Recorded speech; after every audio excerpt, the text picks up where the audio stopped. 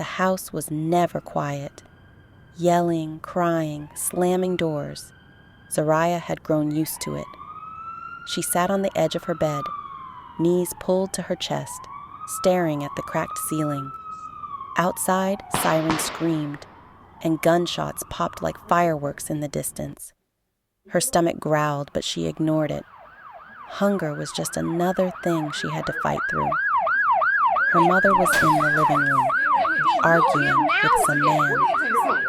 A different one this time. Zariah didn't care to know his name. They never stayed long anyway. The sound of glass breaking made her flinch.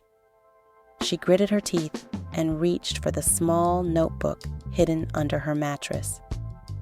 Words were her escape. She flipped to an empty page and pressed her pencil down hard. Why does pain feel like home? Why does love feel so far away? She paused. Her hands shook, but she kept writing. They tell me I'm nothing, but I know I'm more. They laugh at my dreams, but I'll show them all. A sharp knock on her door made her jump. Zariah, her mother yelled.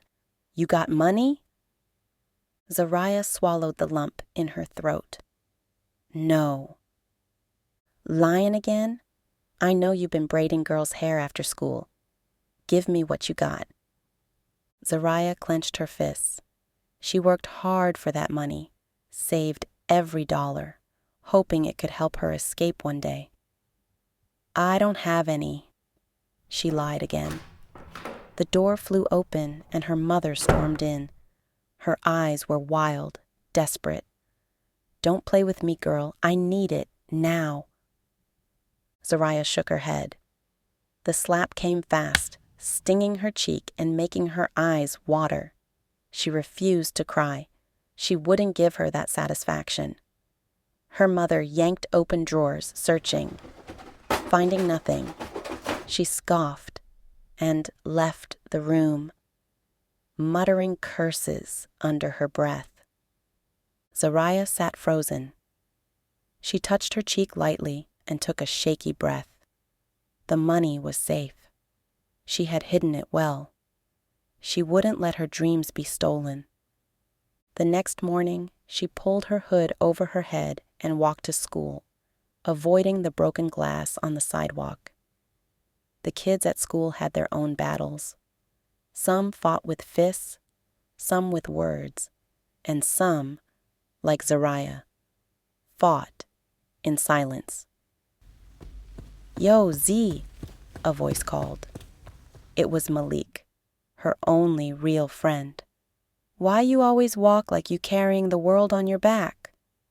Zariah smirked. Maybe 'cause I am. Malik chuckled, but didn't push. He knew better. They walked into the school building together, the smell of cheap disinfectant and old textbooks filling the air. English class was the only place she felt safe. Her teacher, Ms. Reynolds, always encouraged her writing. Your words have power, she had told her once. Use them.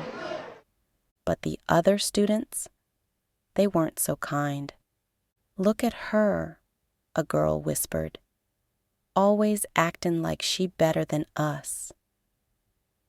What's she writing in that book? A love letter to her imaginary boyfriend? Another one laughed. Zariah ignored them. She had bigger battles to fight. After school, she set up her braiding station in her aunt's apartment. The little folding chair, her combs, and a jar of hair grease were all she needed. Girls from the neighborhood came to her, paying what they could. Some with money, some with food, some just with promises to pay later. Zariah didn't mind. Every braid she twisted felt like she was weaving her way to freedom. One evening, as she finished a client's hair, she checked her phone. A new text from Ms. Reynolds lit up the screen. Poetry competition next month.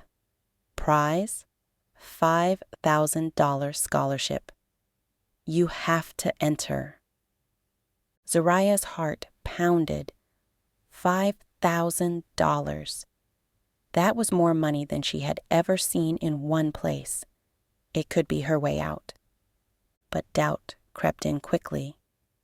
Was she good enough? Could words really save her?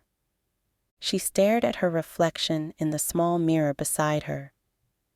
Her braids were neat, tight, strong, just like her. She picked up her pen and started writing. A week later, she stood in front of the mirror in the school bathroom, gripping the sink. Today was the day of the poetry slam.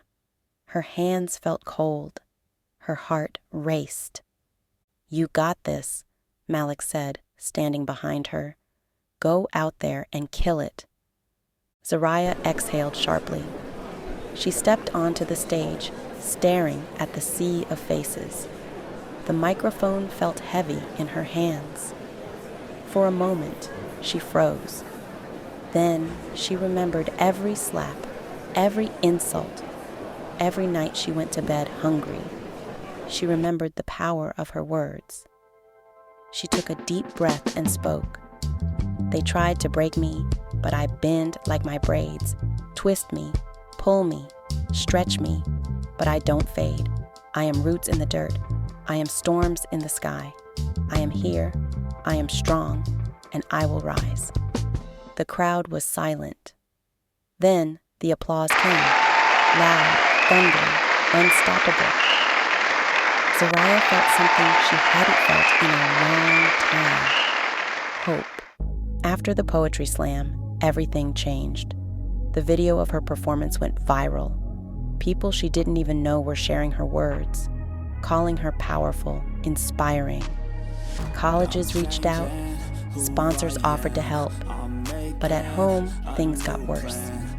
Her mother found out about the scholarship money and demanded she hand it over. "You owe me, Zariah. I raised you. That money belongs to this family." Zariah stood her ground. "That money is my way out. I love you, but I can't stay here." The argument ended with her packing her bags. Malik's family took her in. For the first time, she slept in a house where no one was screaming. Months later, she stood on a college campus, fresh notebooks in hand, her braids long and full. She had made it. She had fought every battle, and she had won. She picked up her pen and started writing again. "I came from the struggle, but I am not my pain. I am my strength, my words, my fire. I am free."